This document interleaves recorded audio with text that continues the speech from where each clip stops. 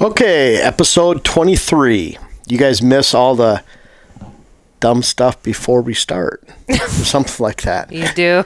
Today's an interesting topic. As all of you know, I get to hunt with,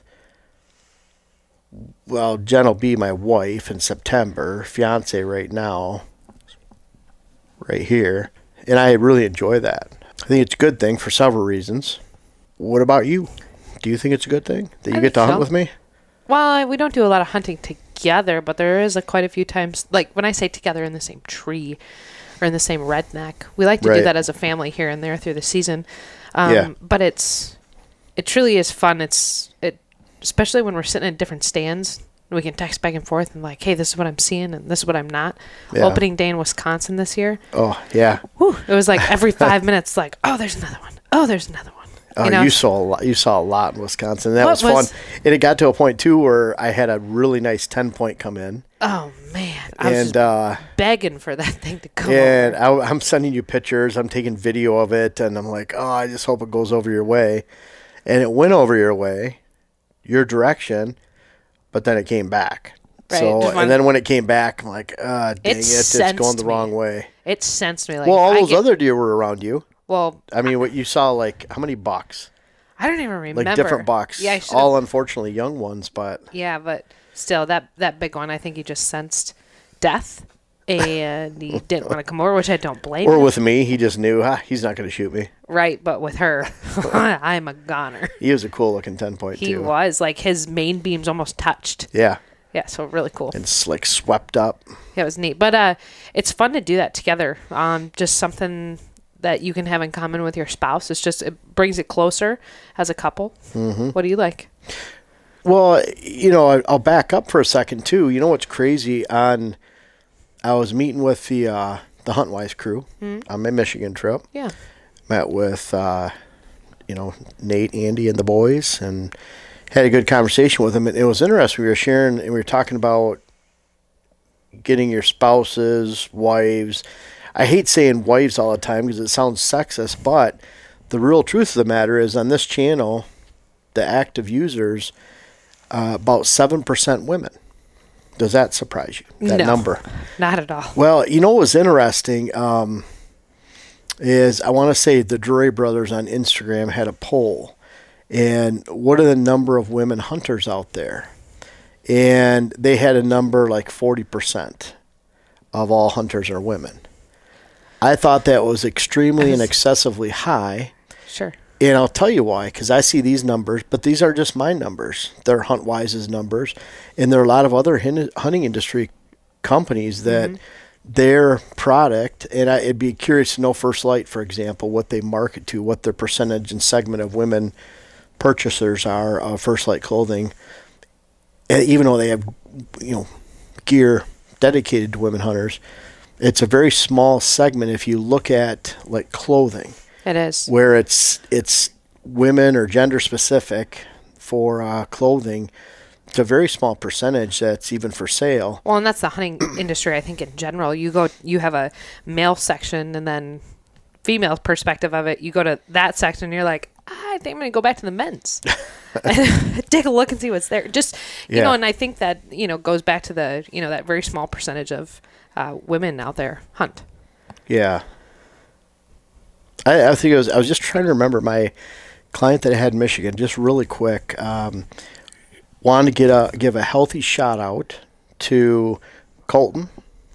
And I want to say his sister's name is Lissa.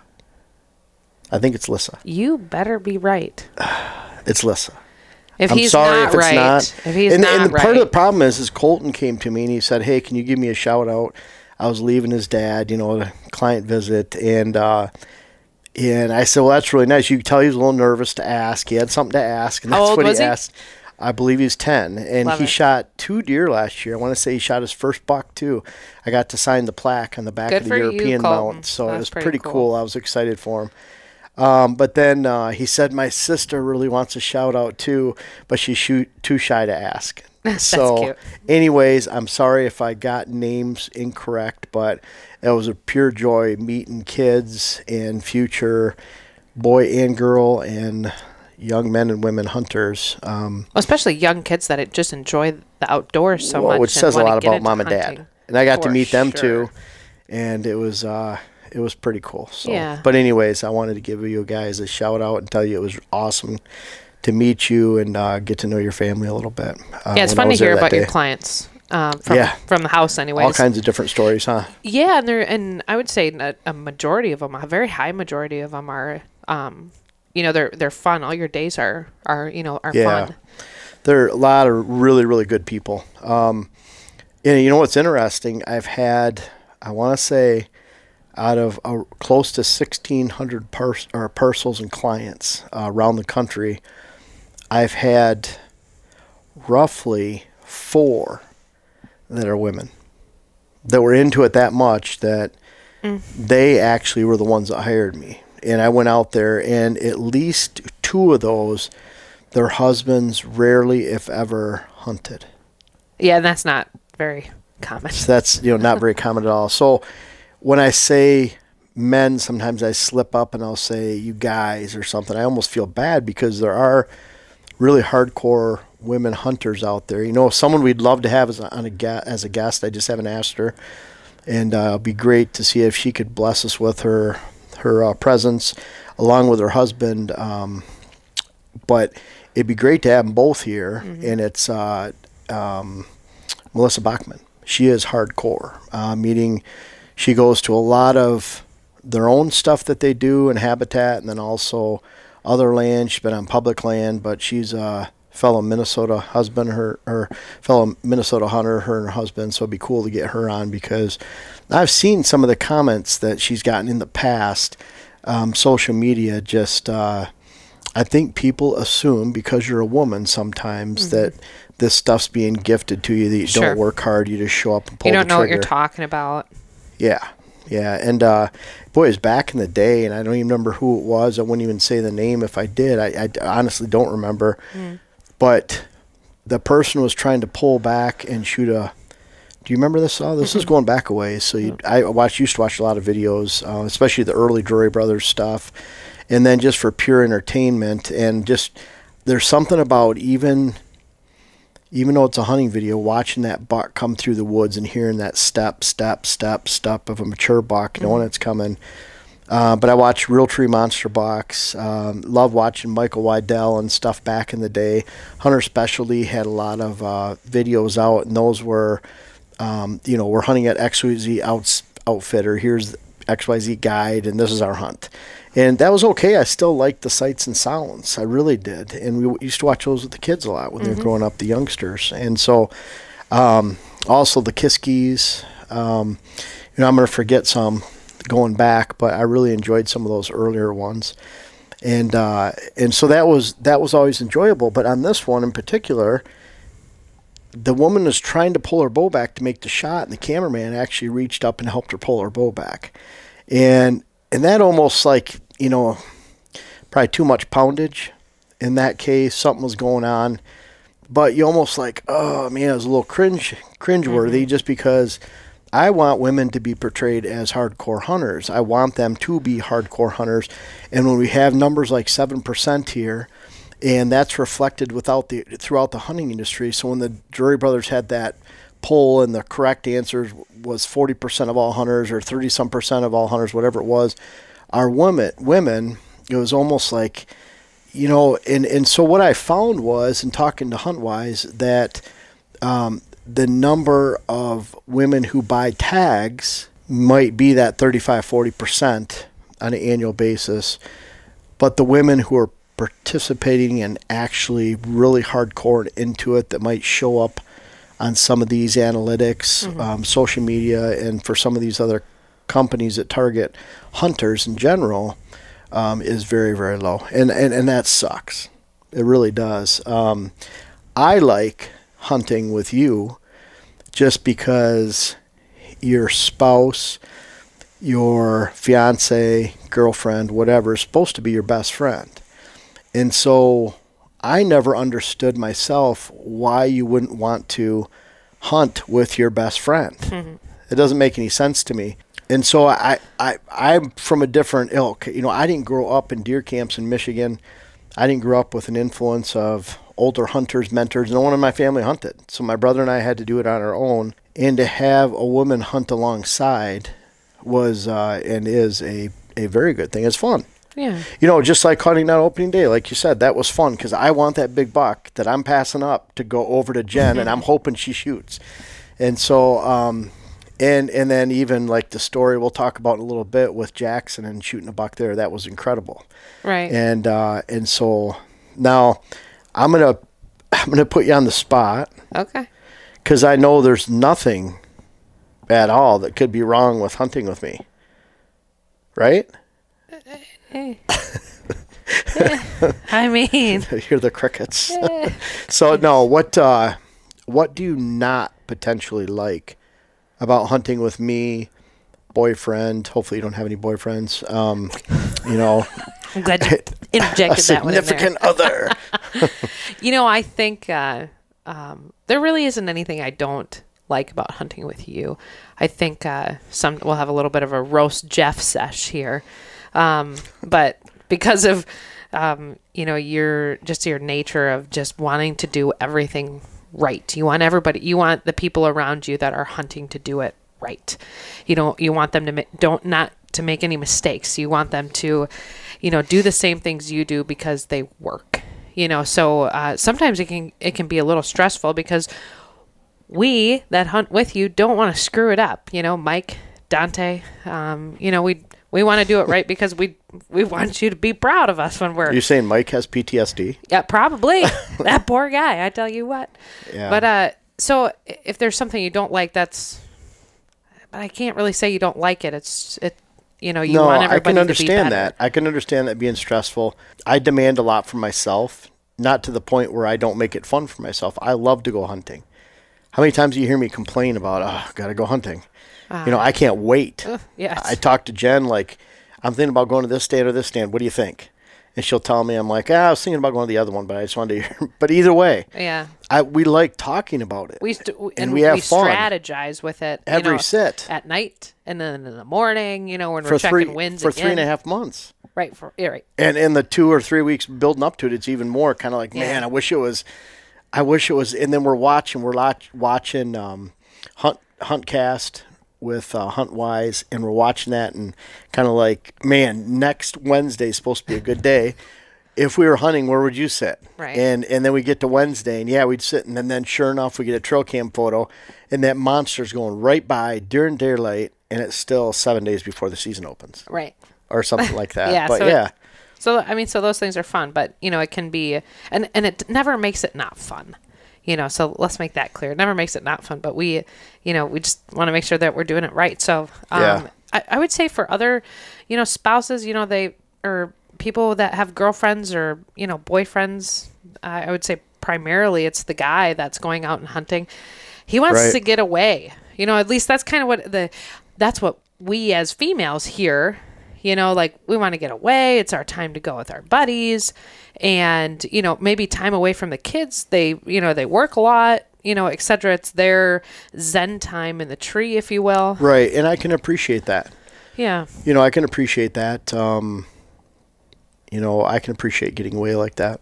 Well, yeah. And you and I spend a lot of time together, you know, and so when we're hunting alone in the tree, it's nice. Yeah. What about you? Well, you know, that's what I was going to say. It's kind of, I'm trying to think of something bad with it. You know, at times I can't keep up with you. It's we were going up that hill in Wisconsin this year, man, I was glad to have you pushing me along. I had COVID. I was going to say, you're going up that hill. So it was taking brutal. one break to get up the hill, 35-minute in uphill. It was probably at least 8 or 9. I thought it was like more so like 11. I was like heaving, like my hands on my knees. Yeah, so she's there coaching me along. So that's a good thing, not a bad thing. Yeah, by the time I got to the point to drop you off, I'm like, I gotta go. Like, please let me know she's getting stressed. Yeah, just let me know you're alive still, but I got to get to my stand. Basically what I said. It's opening day. I gotta go. But I think you know, I'm looking at it because maybe it's that I'm at a different point in my life, but I remember having good times with my buddies in Wisconsin when I'd come down. It was 7 hours away from home. And I enjoyed that, and I had some close friendships. That's what developed friendships around here. Sure. And why I ended up moving in 2012. I'd hunted here for 10 years. I had close friends here that lived down here. Colin and Dave, they're the first people that I met around Wisconsin. And then from there, Aaron's a really close friend of mine too. So from there, I just kept meeting other people. And it just made me want to move. Not to mention I had so many clients down here. But Sure. I had a lot of good times. I can't say that if I had that partner and that spouse that wanted to hunt, that would have been awesome for them to come along. I probably would have got less trouble, I think. You probably wouldn't have stayed out. Probably would have slept more on those hunts.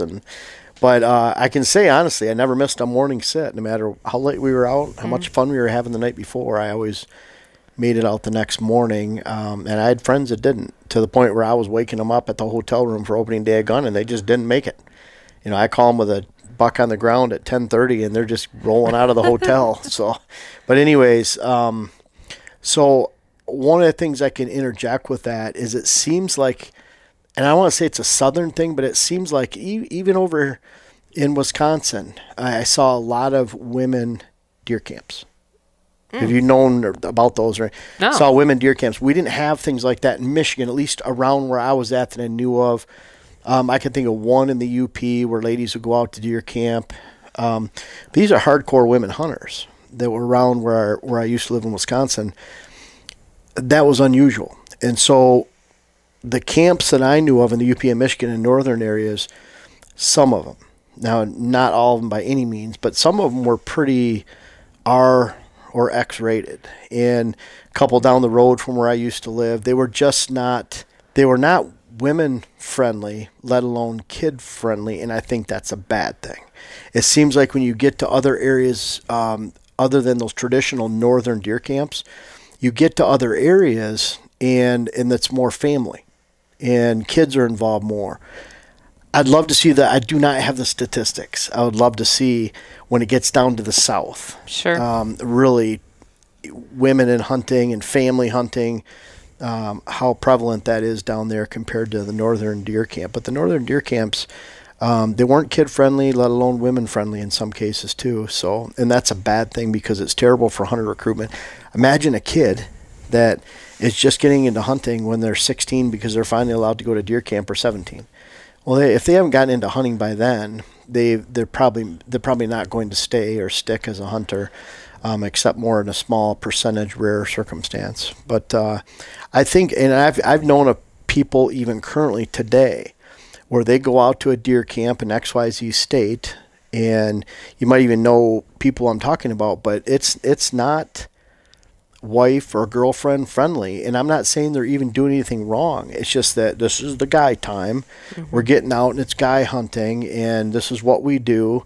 It's our weekends, the guy weekend. Well, and let's make a hunting business out of it so that we can say, hey, we got to go to work. You know, that's sorry, we got to make money for the family. Let's go hunting. And even to that drastic. You guys of a are point. Ridiculous. Not me. I made a viable hunting business. That's true. Anyways. That's true. But no, but I think that's what it is. You know, people wanting to getting away from the kids. And I can understand the older I get, you need that guy time. I mean, look at your stepfather, Greg. He likes to get away by himself on the weekend. It's not to say your mom's not there a lot. Your grandma's around a lot too during those times, but he likes his Greg time. Yeah. And there's nothing wrong with that. And I think the older my dad, he grew to almost 82. He liked his dad time. So whether that was at home by himself on the couch, or my mom went on a women's retreat somewhere and he stayed home, he liked that. And that's but when it's at a young age and you have young kids, and it's just really tough. So one of the things, gateway hunting.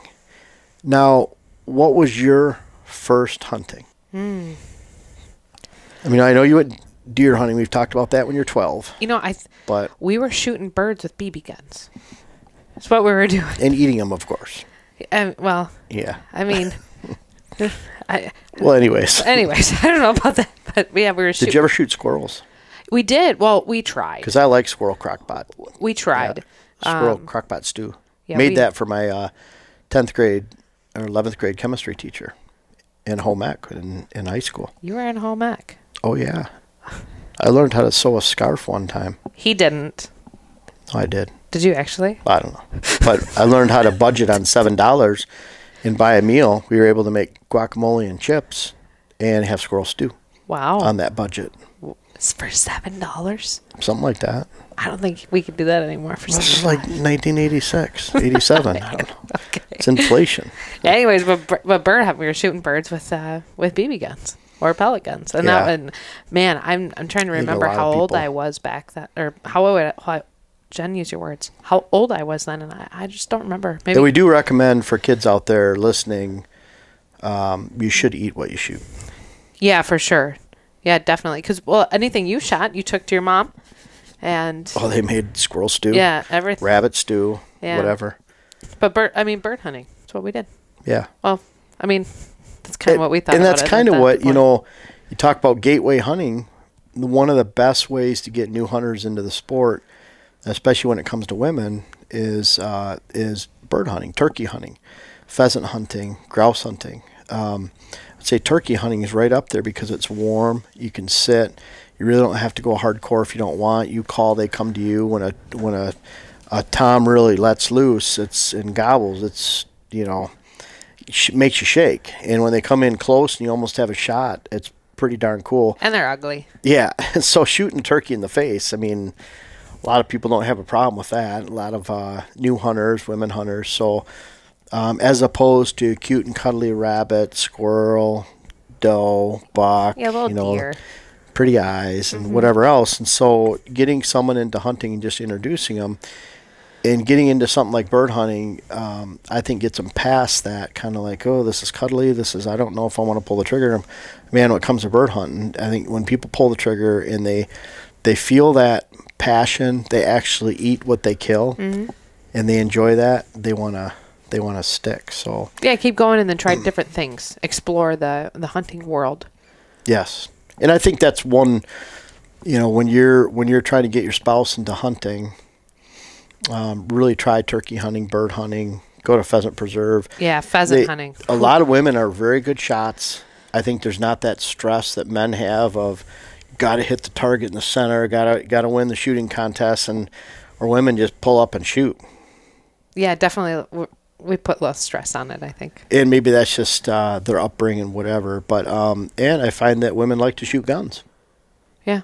In general. So it's kind of a fun thing that you can do as a couple. But that's one way to get people in. Now, kind of brings us to kids. Yeah.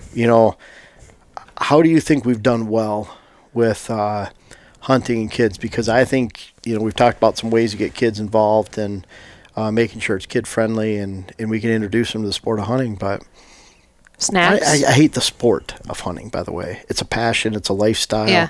It's a lot different than just a sport. That's true. I would say with kids, we've done well with snacks.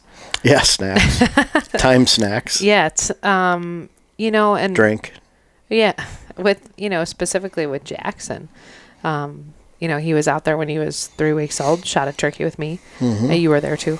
Yeah. And, since then, he's been in the turkey blind with us. He's been in the deer blind with us. Every time, he loves and he enjoys being outside, so. Oh, he does. So for him, it's almost like just an extra adventure. Right. And it seems like it's something that he enjoys, and then we're lucky enough to be able to enjoy it together as a family. And I think for that, we're talking about kids and getting your spouse involved in hunting. Well, if the kids are hunting too, the spouse is typically going to come along. So it's going to be more of a group. It's not that your spouse has to shoot something. It's just being a part and making it more of a family event. I think for me, it steps up into a different world and a different appreciation of hunting where, boy, this is fun to do with your kids. It's fun to see them succeed and like to get excited. Yeah. And spouse. It's big look picture. at your Wisconsin buck this year.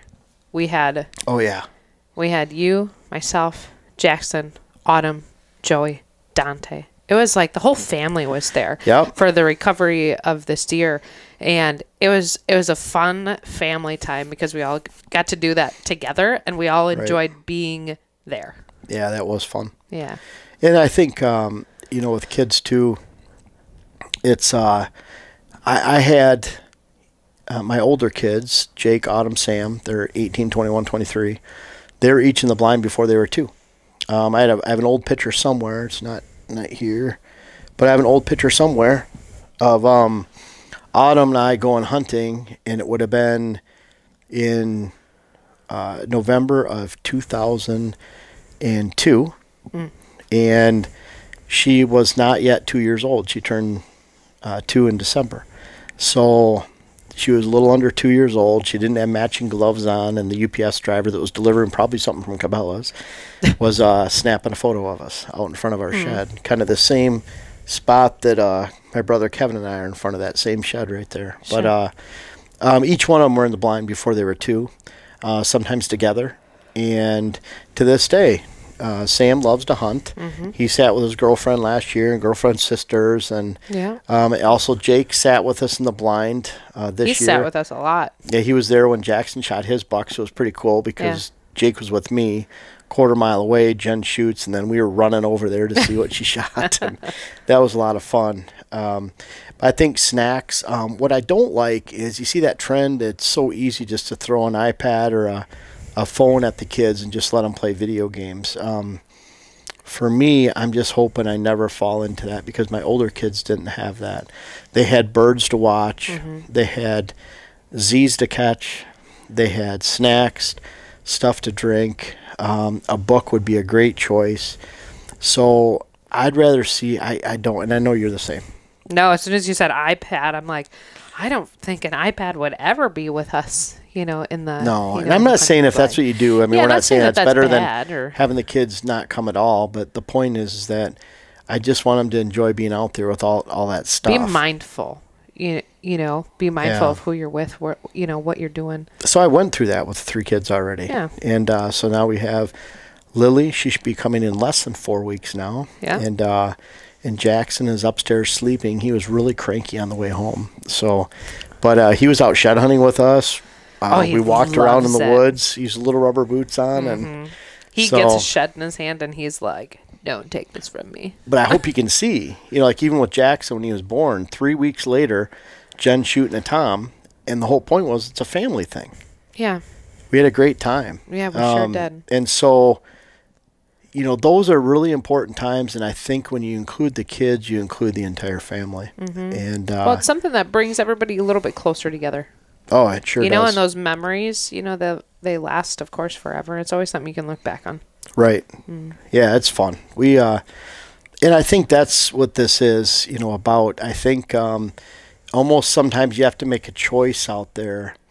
It is great to go and have fun with the buddies. And I've been there, done that. But at the same time, to have someone that you can hunt with and share your life with, it doesn't mean... we went to Saskatchewan last year, and we didn't take Jackson. No, we didn't leave him home by himself, but he was with his grandma and grandpa, and his aunt and uncle, and the kids, and he hung around with other people for a week. So it doesn't mean that mom and dad can't get away. And I know for some of you can't do that, but we're fortunate we can get away. It doesn't mean that we're always having to manage the kids, and that's what we did too. Jen would take her turn to go hunting. I'd stay home and watch Jax, especially bow hunting. And then we both took him twice gun hunting. Yep. So, and then the other one could hunt somewhere else. And I know when it comes to turkey season this year, you'll have Lily around the end of March, 1st of April, and then you'll be turkey hunting in April within a couple weeks, 2 or 3 weeks. Oh, I'm looking forward to that. Yeah, she has her... all my own turkey calls. I got to start practicing in the truck. Yeah. Tony Myers makes some incredible calls over by southwest Wisconsin. Yeah, I wish that they were closer to being. And so that was your Christmas present. That's the only thing I wanted. I think I told him that. I don't know, probably spring. Put this on your list. I want my own so I don't have to hoard yours. So she got a beautiful box call and a pot call, glass call. Yeah, so really nice stuff. Yeah, really, really pretty stuff too. But bottom line is, we'll manage those times so we can get out by ourselves. We'll include the kids so we can actually hunt more and getting it all, giving everybody involved as a family. Kind of what it's all about. Yeah. And I think it's a lot of fun. Yeah. Again, who better to hunt with than your best friend? So that brings up mailbag time. Love mailbags. Okay. So what do you got for us? Well, so someone's got this property and they're thinking about converting some of their ag. You just making this up? No. Okay. Why? I was just wondering. Well, it's kind of tangent off of, there's maybe a two-part question. Someone had, ag. And converting that ag. Converting that ag. What's the first couple steps in doing that? What would you suggest? And then part two of that question is, well, I shouldn't say part two of that question. Another question would be an orchard. What if somebody buys a property, has a little bit of an orchard on it? What should they do with that? Well, with the ag, the big question with that is you have to be very realistic with yourself as to how much ag you're willing to dedicate and what you're to all wildlife with. And whitetail. And so you have to figure out that acreage. So you have 20 acres to work with. Are you willing to give up 5, 10? Make that decision and then go from there and don't look back. So that's really, really critical. That's one of the biggest discussions we have with our clients in ag areas, because ag is bad when it comes to wildlife, not ag on someone else's land around you. That helps push numbers up, gives deer a nighttime spot to eat. Mm-hmm. But ag on your own land is always bad for wildlife. You can always do something better with it. On your own land, you can convert that to more bedding, more food, more depth of cover. You can hold more bucks. And in the case of some properties, you could have a 100-acre property and there's 50 acres of ag, and you're tripling the amount of mature buck potential and overall quality herd potential, which equals a similar hunt. It's all relative to each other in parallel. So if you have a high-quality herd, you're going to have a high-quality hunt. But you can sometimes triple, quadruple your potential or more by getting rid of that ag. So this isn't something, you make that property an 8.5 instead of an 8.25 or an 8. You go from a 5 to a 9, 9.5. That's the difference. Or you go from a 4 to a 9, 9.5. This is a drastic difference, changing it. So first step, a lot of times we work with, hey, can you just give us 20 feet of edge to work with around that ag field against the woods where you plan to hold deer, so that you can pull deer out of the woods and bring them further to that edge so they don't have to go 100 yards back into open timber and bed down for the day. Now you're actually increasing within that edge 100 yards of deer cover because you put screening, mostly in the form of switchgrass, could be conifers, berms, hinge cuts, and a combination of all those. But you bring those deer closer. So that's that first step. That can help you maximize.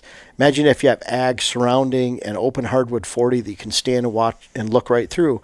Well, by putting that wall of protection just in 20 feet wide of switchgrass all the way around it, maybe some cuttings on the inside of the woods in that first layer, some hinge cuts or some timber cuttings so that you allow sunlight in, maybe dot that with some conifers. Now you have a complete edge where deer can actually live, and deer that are in the center of that 40 feel like they're pretty remote because they can't see out past that edge. You can have does and fawns closer to the edge. First step. Second step is you draw a line in the sand further out in that field where we're going to take out to this point, let's say 5 acres out of 20. Within that 5 acres, now you can put an appreciable food source of 1 to 2 acres, maybe even 3. You're surrounding that on the outside with switchgrass. You're putting that food closer towards that dividing line as much as possible. And then between that food and the woods, you're creating bedding habitat. Diversity pockets of switchgrass, all outlined in switch, so the deer on the inside actually feel like they're concealed and in cover within 2 growing seasons, 2 summers. So you can make those changes right away and the deer can feel comfortable. That switchgrass becomes a base form of cover, no different than if you took red cedar in an area, took pockets out, got rid of the cedar, grass on the inside in those pockets, left the rest of the cedar, make trails through lower branches you can, and then get diversity within those pockets. Something green, something hardwood regen, shrubs, briars. If in the case of down south more, you might have forbs and forages and green growth, luscious green growth within those areas, herbaceous growth. But that's what you're doing. And then if you want to take 10, you're taking that same line and just moving it outward. Maybe a bigger food plot, maybe a couple hunting plots on either side, and even more bedding cover, and you just keep moving it back. Now you're increasing that depth on your parcel. We see a lot of those where it's almost like a cove of ag land in, and you're starting in the back, you just keep moving it forward to finally you're just, and the reason you're drawing that straight line across is so farmers can actually move around it. And when it comes to orchards, we have apple trees we haven't managed on our property because they're not in the spot that we want to actually hold deer. Imagine this deer coming into an orchard. You can't hunt them because of where it's positioned. So in the middle of your property, for example, and those deer leave their beds, they feed in the orchard, and you never can see them. Shoot them because they're so far in your property you can't get there without spooking deer or spooking deer while you're there. So I really like putting small little orchards and clusters of trees, diversity of trees, soft mass within shooting distance of a bow stand at the edge of food. So the food source gives full sun. You put it on the north side of the food source, and so I really love putting quality food with quality food. And that difference in separation of food, browse in the inside of the woods, we talk about all the time, should be a 3 out of 10, a 4 out of 10, not a 0 like open hardwoods, not a 1 or 2 like just a bunch of oaks, but a 4 or 5 where you have woody browse, briars, hardwood regen. That's what they need during the day. But that's drastically different than the high quality food you want to send those deer to every afternoon during daylight, which should be an 8 to 10 out of 10 in the form of your food plots. And then ag fields are back to a 5 out of 10, and that's all night, safe, social, and open. But that's how you want that distribution of food so the deer actually move, because then there's a difference in quality. You don't have that apple orchard in the middle of your property you're trying to create or manage, and the deer never come to the outside during daylight because they have great food on the inside. So it's a couple different topics, but hope that makes sense. Makes sense to me. I saw you like getting in a daze. I know you told me with this morning's podcast we shot that you didn't want me to ask you any questions. No, because I don't want you to.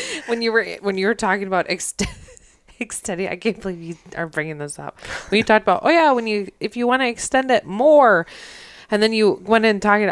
I went somewhere right there, and you did. I Same did. with this morning too. This morning I went somewhere. I don't know where are you going. I don't know. Is those pregnancy hormone things? It's got to be like I went somewhere like. Well, I think I saw Fred fly by, and that's did you? I did. Fred is one of those box elders. Box elder bugs, beetles, whatever they are.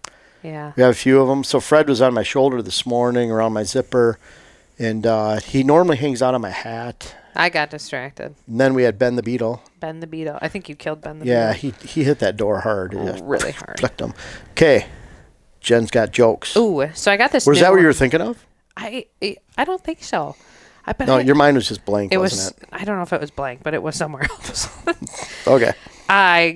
Somebody sent me a message on Instagram and said, basically, hey. And this was today. This was today. Like a few hours ago. Right. People love me. But anyway, so we thought it was good, so I'm going to use it. So it's why doesn't the bell pepper bow hunt? He doesn't have an arrow. I like that one. That was a good one. Yeah, it's a good way to end the hunting podcast. Yeah. Get your spouse, significant other into hunting. I think it'll give you more opportunity to hunt too. Get your kids, get the family involved. We have friends, Skip and Tracy and their kids. They've taken them to Texas to go hunting in January, February. Yeah, had a great time. That's been some of their family vacations, is taking all the kids or son, daughter hunting. Pretty cool to see that, and it's unfortunately way too uncommon. And I hope you can gain some insight on. It's a whole lot of fun. It's a great way to extend your time outdoors, and while you're at it, bring new hunters and retain hunters within the hunting ranks. So that's the end. End End of episode 23.